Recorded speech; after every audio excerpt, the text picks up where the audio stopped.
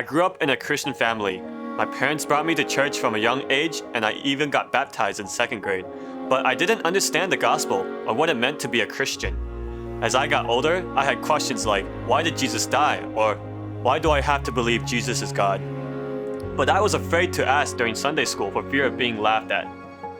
For middle and high school, I went to non-Christian schools where students used foul language, drank, smoked, and had sex. I looked down on my classmates because I led youth ministry, helped orphans, went on missions, but secretly, I struggled with addiction to pornography and video games and lying. My good deeds let me ignore my sins, and I thought believing in God was enough. When I took a gap year for military service, I met many people who lived sinful, even criminal lives.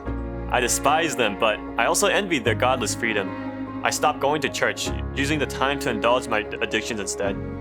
Yet, I still considered myself a morally upright Christian, but envied others who were not bound by Christian responsibilities. When I came to Purdue, I met mentors at the dining court during BGR week who invited me to church. The first Sunday, the message was on the parable of the 11th hour worker, and I saw myself in the grumbly workers who had resented the landowner's generosity, just as I had resented my Christian upbringing. I realized there was more in the Bible than I thought, and became open to learning again. Throughout the year, I was humbled by what I learned from the Bible and the care I received from mentors. I began to ask myself, was I truly living out my faith, or did I just have head knowledge? At an international winter conference, I heard different mentors' testimonies, and I checked the Lordship box on my reflection card. Afterwards, I swallowed my pride about growing up Christian and decided to take Course 101. I used to think sin was just bad behavior, lust, pride, deceit, but in Course 101, I learned that sin is putting myself in God's place.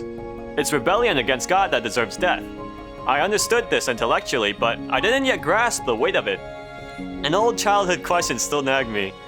If Jesus already died for my sins, why do I need to believe he's God? I prayed for an answer. At the Good Friday service that year, we watched the Passion of the Christ. I was struck by the irony. People shouting for Jesus to be crucified for claiming to be God. But he was God. And they were guilty of the very thing they accused him of, making themselves out to be God. That's when it hit me. I was just like them. I spent my life thinking I was morally better than others, even while hiding my sins. I rebelled against God's authority while calling myself a Christian. My sin wasn't just bad behavior, and Jesus bore the brutal punishment for my sins. I wept for the first time. I understood that because Jesus is God, I sinned against him. I confessed my sins, my pride, hypocrisy, and addiction, and I asked for forgiveness. I renounced my self-righteous life and asked Jesus to be in charge. That day, I felt like a weight had been lifted off me. After becoming a Christian, I started enjoying genuine relationships. God gave me courage to be honest, and I confessed my pornography addiction to mentors and submitted to accountability. As I obeyed, God enabled me to help other brothers with similar struggles. I also saw God changing my heart.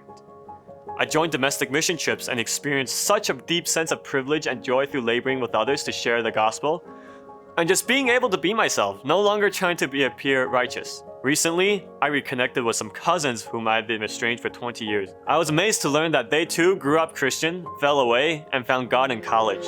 As they joyfully shared their stories, I saw how God had worked in my life in a similar way, and I repented for being embarrassed about my story, of growing up self-righteous and mistaken about Christianity. Now, I thank and praise God for how he used everything in my life to bring me to truly know him.